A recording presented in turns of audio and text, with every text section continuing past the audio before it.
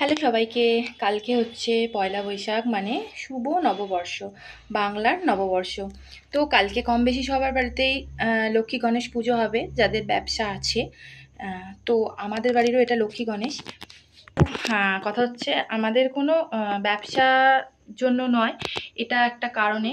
সেটা হচ্ছে আমার শ্বশুরমশাইয়ের ছিল ব্যবসা, মানে লাইটের ব্যবসা, মানে ব্যবসা ছিল। আর উনি তো অনেক দিন আগেই মারা গেছেন। তো সেই জন্য শ্বশুরমশাইয়ের সেই জিনিসটা আর কি ধরে রেখেছে ছেলে, মানে আমার বর। যে বাবা নেই, বাবার একসময় ব্যবসা ছিল, এটা মেনেই আর কি লক্ষ্মী গণেশ আর কি পুজো, মানে বাড়িতে হয় না, এই ঠাকুর কিনে আনা হলো এই মাত্র।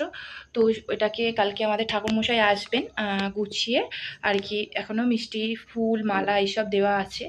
তো জাস্ট আমি কিনে নিয়ে এসেছি, তাই একটুখানি ভাবলাম যে তোমাদের সাথে শেয়ার করি। তো কালকে দেওয়া হবে আর কি।